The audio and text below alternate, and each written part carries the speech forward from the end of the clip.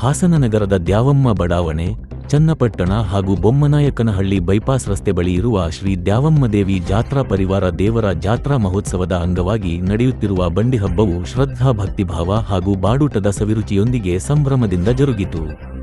ಜಾತ್ರಾ ಮಹೋತ್ಸವದ ಮೊದಲ ದಿನವಾದ ಆಗಸ್ಟ್ 7ರಂದು ರಾತ್ರಿ ಶ್ರೀ ದ್ಯಾವಮ್ಮದೇವಿಯ ಅಡ್ಡಪಲ್ಲಕ್ಕಿ ಉತ್ಸವವು ವಿವಿಧ ಸಾಂಸ್ಕೃತಿಕ ಕಲಾತಂಡಗಳೊಂದಿಗೆ ವಿಜೃಂಭಣೆಯಿಂದ ನಡೆಯಿತು.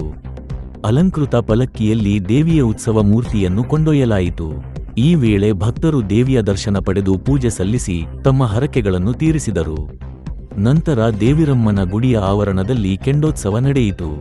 ಭಕ್ತರು ಹೆಚ್ಚಿನ ಸಂಖ್ಯೆಯಲ್ಲಿ ಪಾಲ್ಗೊಂಡು ದೇವಿಯ ಕೃಪೆಗೆ ಪಾತ್ರರಾದರು.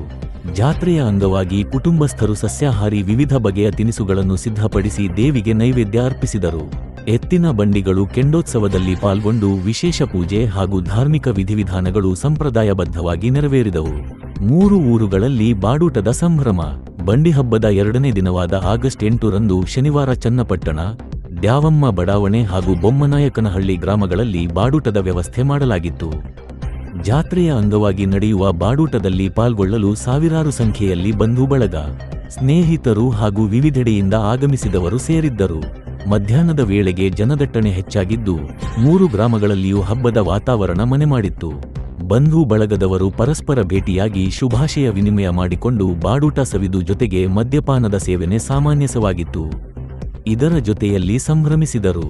ಸಾವಿರಾರು ಮಂದಿ ಆಗಮಿಸಿದ್ದರಿಂದ ಶನಿವಾರ ಮಧ್ಯಾಹ್ನದಿಂದ ಸಂಜೆವರೆಗೂ ಬೊಮ್ಮನಾಯಕನಹಳ್ಳಿ ಹಾಗೂ ಸುತ್ತಮುತ್ತಲಿನ ಪ್ರಮುಖ ರಸ್ತೆಗಳಲ್ಲಿ ವಾಹನ ದಟ್ಟಣೆ ಉಂಟಾಗಿ ಕೆಲಕಾಲ ಸಂಚಾರಕ್ಕೆ ತೊಂದರೆ ಎದುರಾಯಿತು.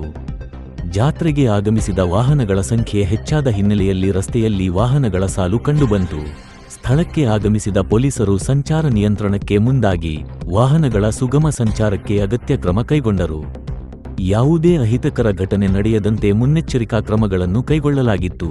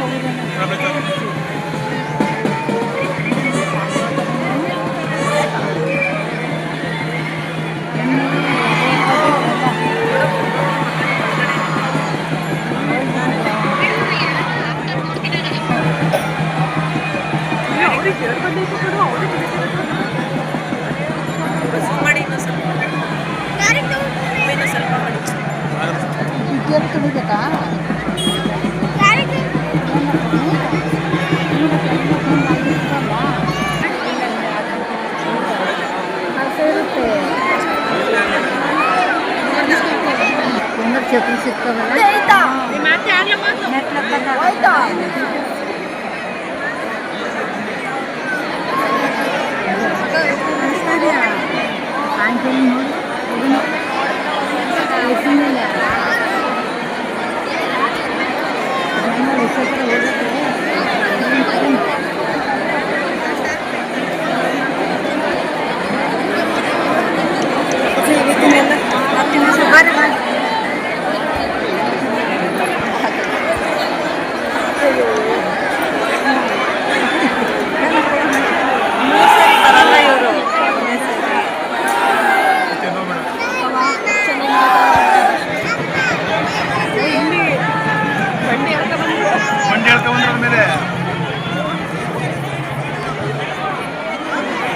ಬಂಡಿ